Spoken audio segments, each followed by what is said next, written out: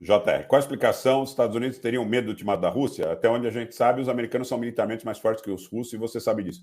JR, o grande ponto aí que eu quero dizer para você é o seguinte: é o poder nuclear da Federação Russa e se os Estados Unidos estariam dispostos a mandar seus soldados para uma eventual guerra convencional para lutar com a Rússia na Europa, tá?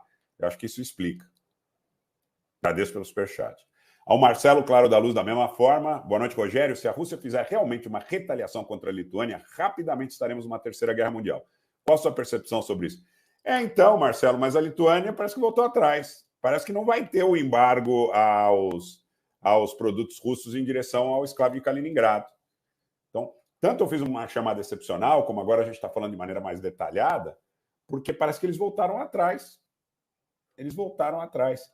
O Borrell diz que não quer esse conflito, porque ele vê com. Na realidade, a alegação dele é a seguinte: eu quero que a Rússia veja que a gente não quer uma guerra com a Rússia. Tá?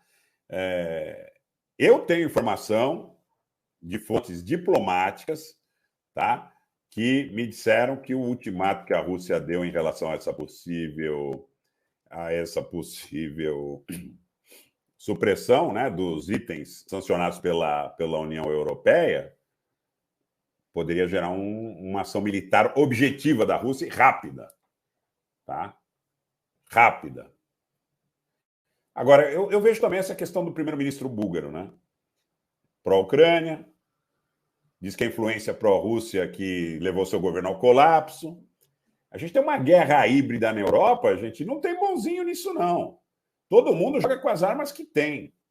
Né? Então, eu sempre digo que há uma série de divisões por problemas, por pressões de lobbies, por compromates, por dossiês.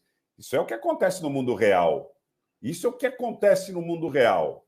Não é essa história, porque eu estou com fulano porque ele defende a democracia. Eu estou com fulano porque ele tem olhos azuis. Eu estou com fulano porque o cabelo dele é bonito. Não, senhores. Tem chantagem, tem o famoso plomoplata, né? Esse é o ponto. Essa é a verdade, gente. O resto é conversa fiada. O resto é conversa fiada. Tá certo? É isso que acontece verdadeiramente. Claro que eles voltaram atrás porque a Rússia tem poder nuclear. É evidente. É evidente. Eu não tenho a menor dúvida disso. Eu não tenho a menor dúvida. Agora, essa questão aí, né, do Kirill Petkov, na Bulgária, essa questão do voto de desconfiança,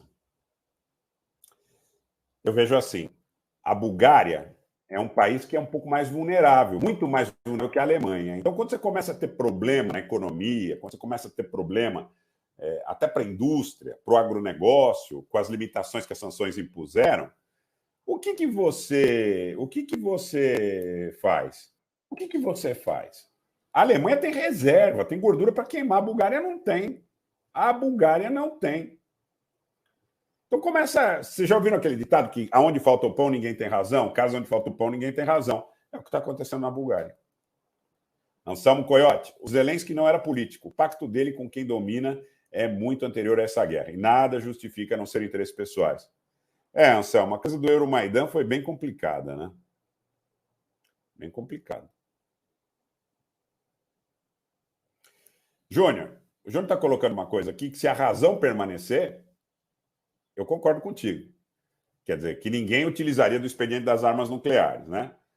Em função de um eventual equilíbrio do terror e do poder de destruição recíproco assegurado. Agora, isso pode sair de controle. Isso pode sair de controle. E eu acho muito mais perigoso, nesse caso, mexer com a Rússia, porque a gente sabe que numa guerra convencional, que os Estados Unidos possuem um enorme poder de destruição. E que no próprio projeto de dissuasão da Rússia, consta que qualquer tipo de problema que haja, né, a destruição mútua assegurada, qualquer tipo de problema que haja que possa colocar em xeque sua soberania, ou seja, uma guerra convencional que os Estados Unidos colocaria, eles utilizariam o expediente das armas nucleares. Então, eu acho muito perigoso. Muito perigoso, mas muito perigoso mesmo. Muito perigoso mesmo. Nós precisamos unir o Brasil, gente. Esse radicalismo polarizador no momento que tem tanta gente de olho nas nossas riquezas, isso é uma tragédia para o Brasil. É uma tragédia. Lembrando que os russos detêm o maior arsenal nuclear do mundo e o único país do mundo que tem a tecnologia dos mísseis hipersônicos. Os Estados Unidos não têm. Obrigado, Marcelo. Mas é fato que numa guerra entre os dois, eles têm para dar e vender e para destruir o mundo várias vezes, né? Várias vezes. Rani, a gente não pode perder a credibilidade. Não pode. Pode ser alguma. A gente tem que ser sério, né? Tem que ser sério nesse trabalho. É muita gente aqui, pessoal. 135 mil pessoas. As visualizações dos vídeos são boas. Não dá. Sabe o que acontece? A gente chegar aí e falar. A gente sabe de muita coisa, mas